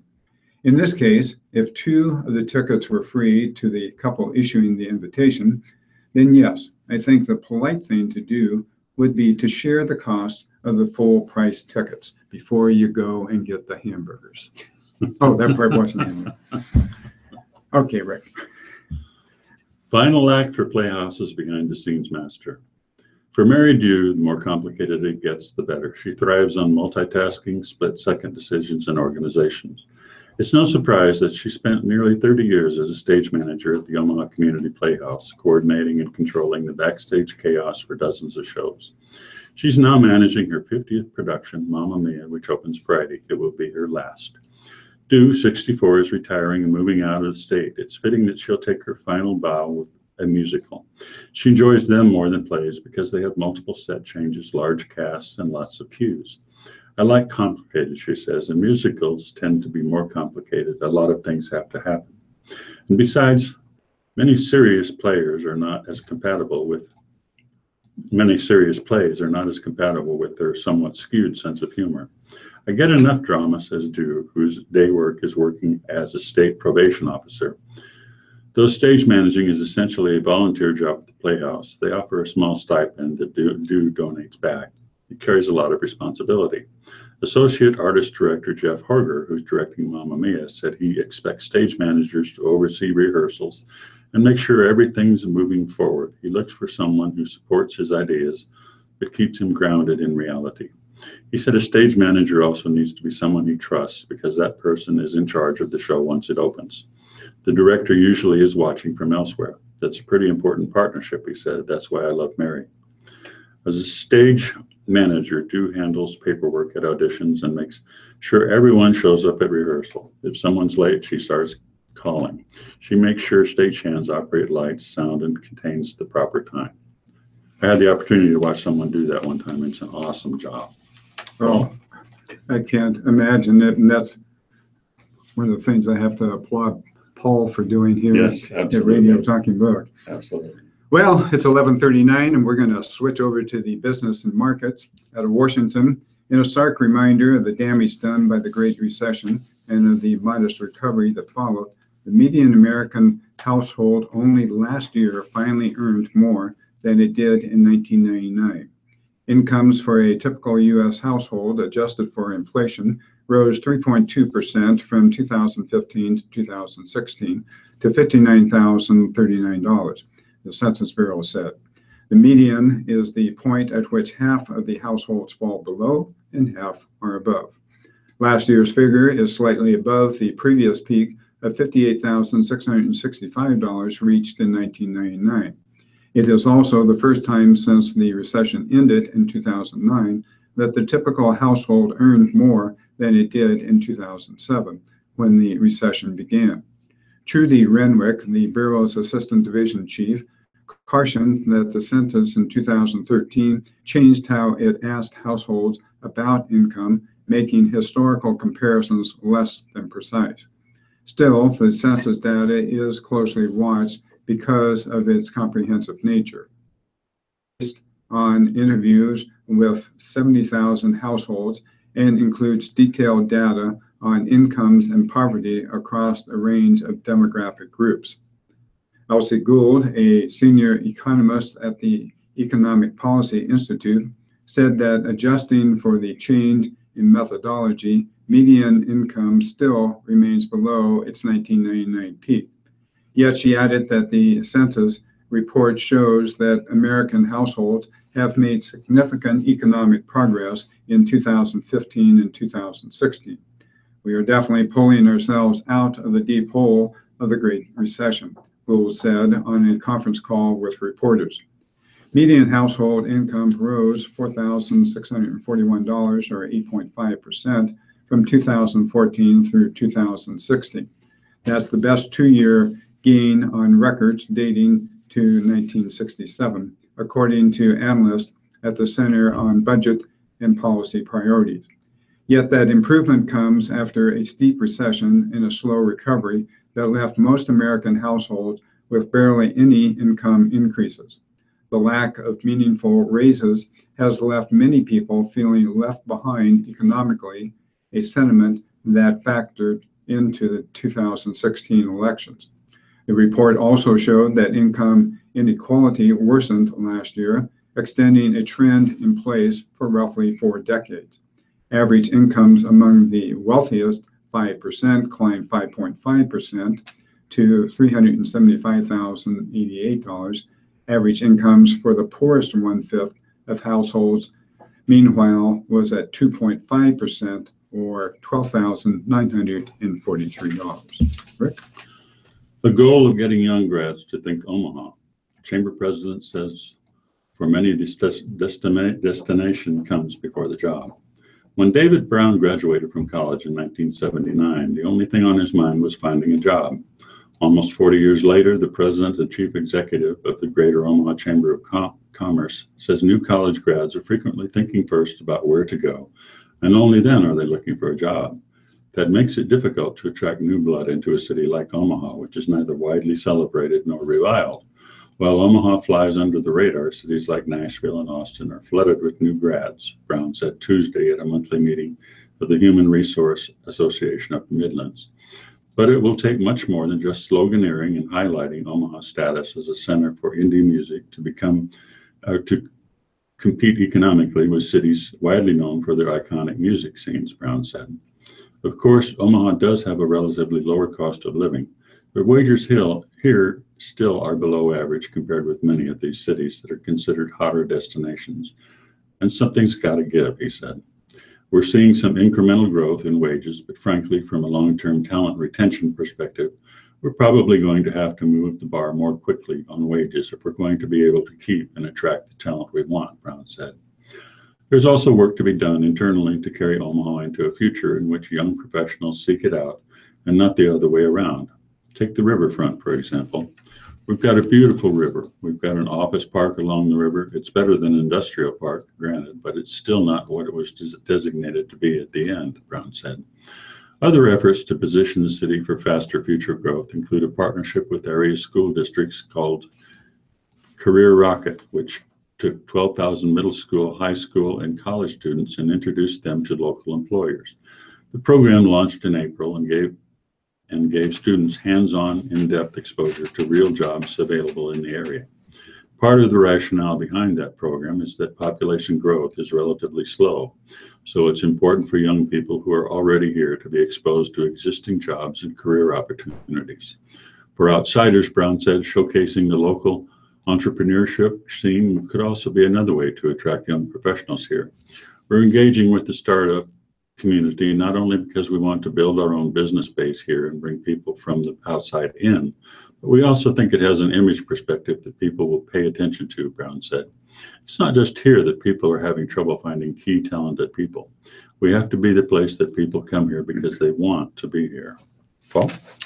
Well, it's 11:45, and we'll switch over to the sports page.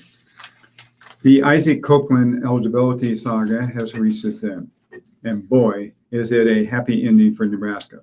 The 6'9", 220 pound forward, five-star recruit, was granted a medical hardship waiver by the NCAA, NU announced Tuesday, making the forward eligible to play immediately this season. It's a great feeling. It's a long process coming here in the middle of January, not really knowing too many people, and then getting surgery and now getting back playing, Copeland said Monday at the Hendricks Training Complex.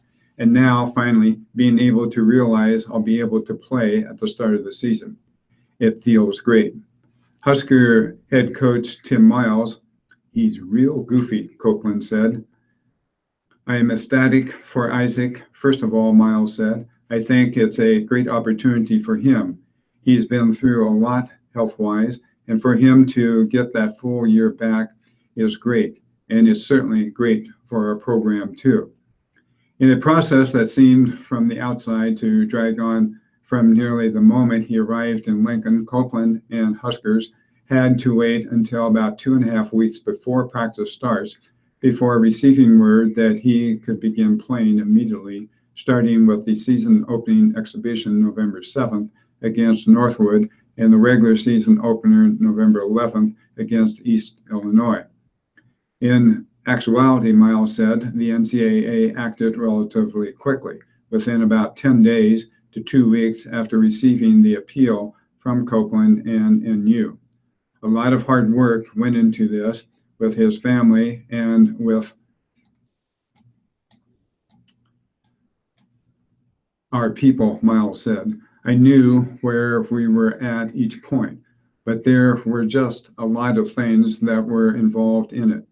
On our end, writing the appeal, on Isaac and his family's end, writing the appeal, that were just time-consuming.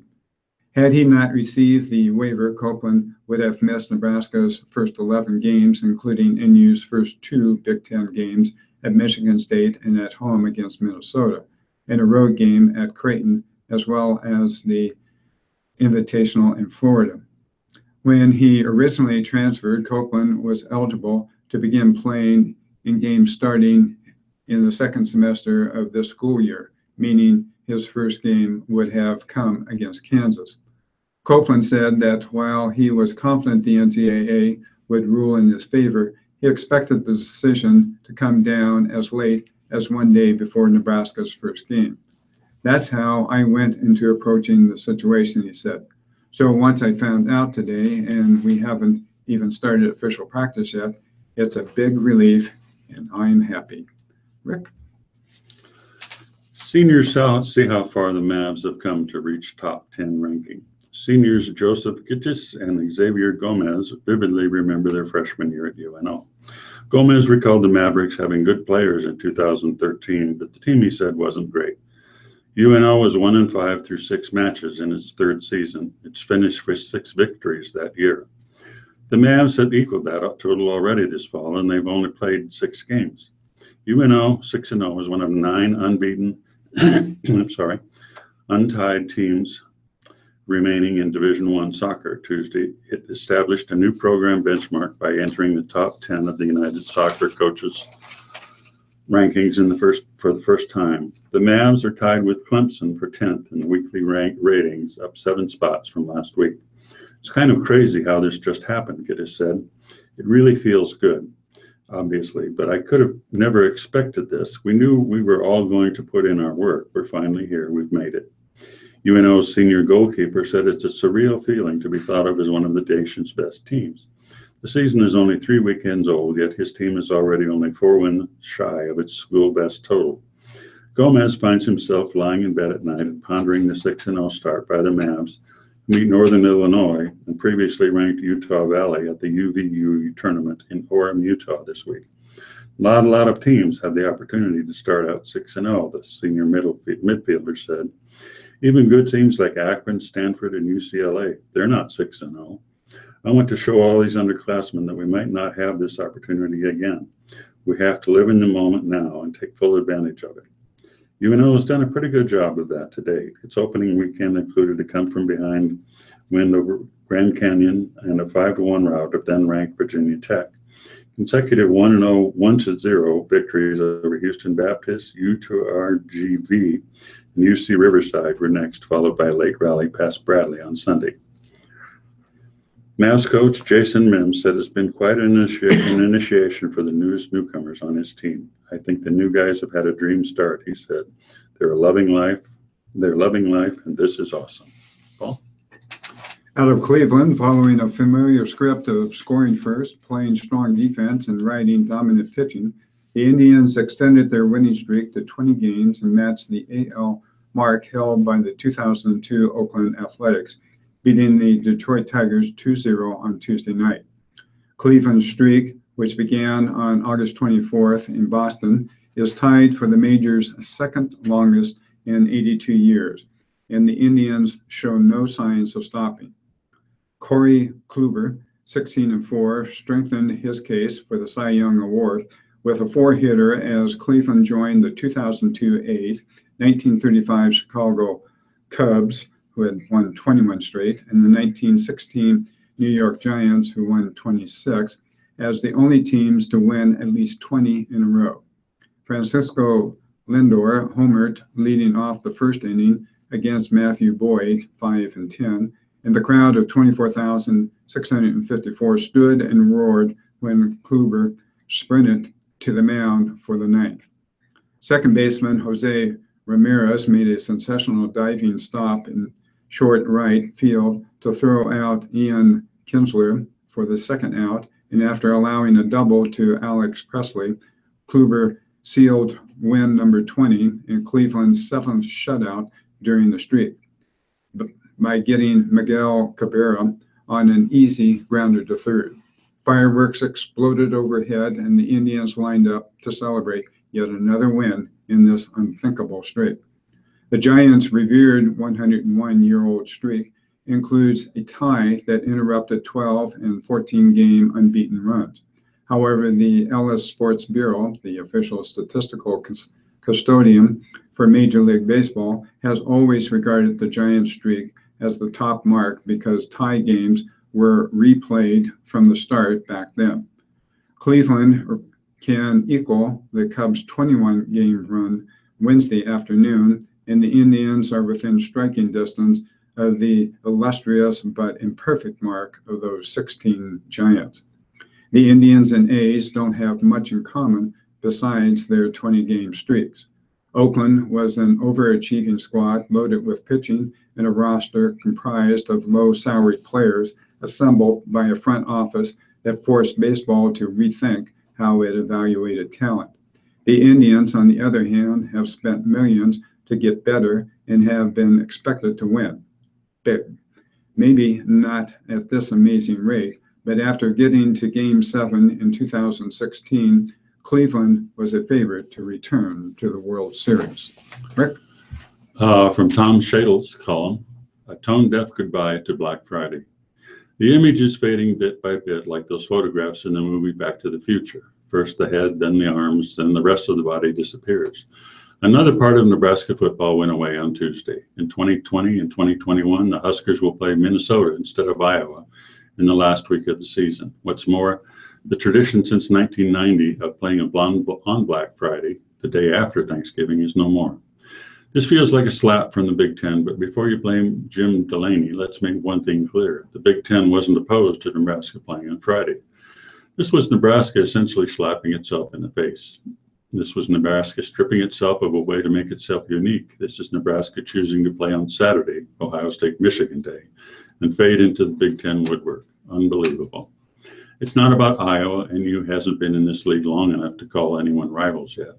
Sure, the Hawkeyes-Huskers thing has potential that can now realize on another weekend, but Iowa was rivals with Wisconsin and Minnesota, and to some extent Illinois, many years before the Huskers showed up.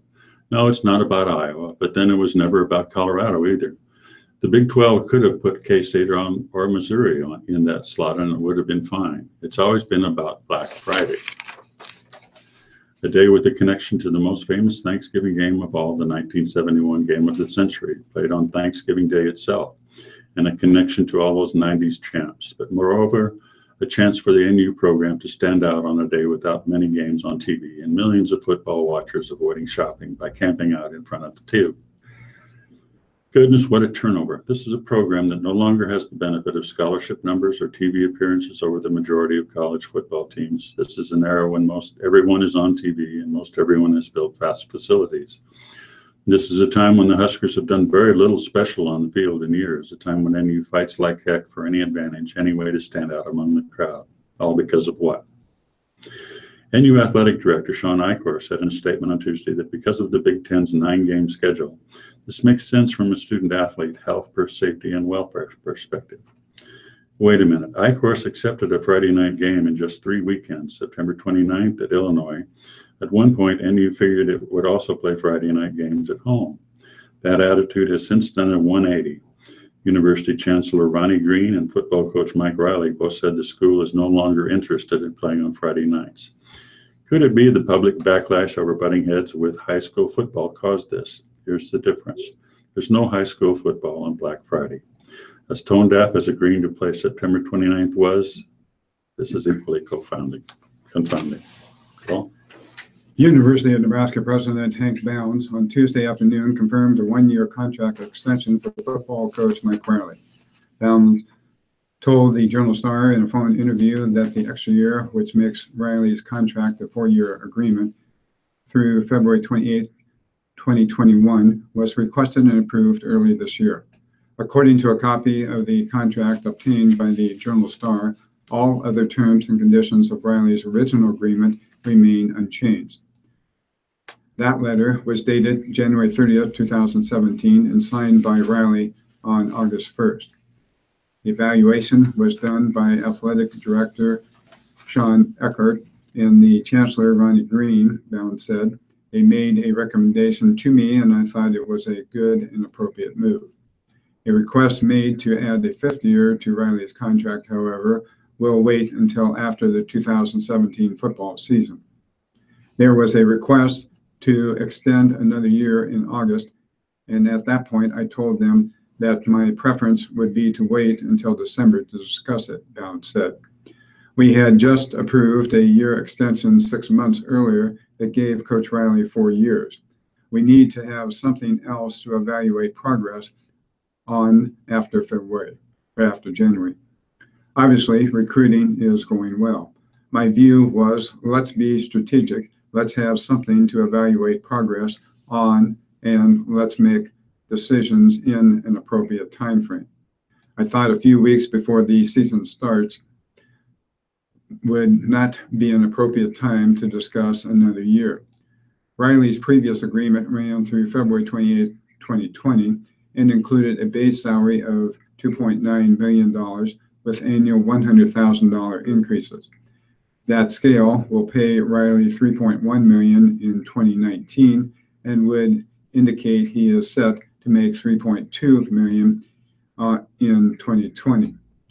The buyout provision in Riley's contract calls for him to be paid $170,000 per year or per month remaining on his contract term.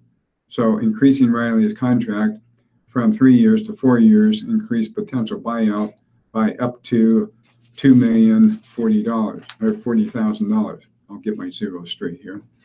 We have standard language in all of our contracts, Bounds said. Mike's just into his 3rd season, so I wouldn't be interested in having that conversation right now. Bounds had high praise for Riley, who is 16-12 in his tenure here. I would say several things about Mike. Mike is a good man. I think he's a really good football coach, Bounds said. He's a good recruiter. The best compliment I could ever give a coach is that he is the kind of person that I would want to coach my son. According to USA Today's National Coaching Salary Database, Riley's 2016 salary was 42nd in the country and 7th in the Big Ten. Well, it's 12 o'clock noon, and it's time for us to sign off. So this has been Paul Murphy, reading articles from the Lincoln Journal-Star, wishing you a great and blessed day. And this is Rick Miner. Paul and I are going to go look for places. There's Bug Burgers. Yes. We may or may not be back next week. funny. Thank you, Paul Murphy. Thank you, Rick Minor. I love it. I love it. Okay, so when we were up in Rapid City this last week, my son did a tour of the facility about noon on Friday, and then we went out to this place not too far from the facility for lunch. My wife ordered a burger, and one of Natalie's sister's boyfriend also ordered a burger. My wife bit into it, and she's not looking like she's enjoying it. Finally, about half of it she gives to me, and she says, "You decide what you think." I ate it, and there was actually no kind of beef taste, to it. I mean, it was kind of bland or something like that. So the whole rest of the day, and even a couple of days, my wife's going, "Well, I haven't gotten food poisoning, or I'm still alive." So maybe it was a bug burger. I'm going to have to tell her that I found out about it. Wasn't buffalo, was it? No, well, I don't know. Yeah. That's what my thought was, but oh, she wasn't too thrilled about it. I had a grilled cheese and ham sandwich, and it tasted fine. That sounds good. They had some, I don't know if you want to call them fries, potato chips, that where you could tell where they just slivered the potatoes and then fried them. And they were good. In fact, one person had regular fries, one had that, and one had kind of like not tater tots, but they're the disc potatoes. And my wife's or my daughter-in-law's niece said, "Oh, I like those fries the best." Yeah. Chandler's. Yeah. Oh, really? Yeah. Oh, God. Oh.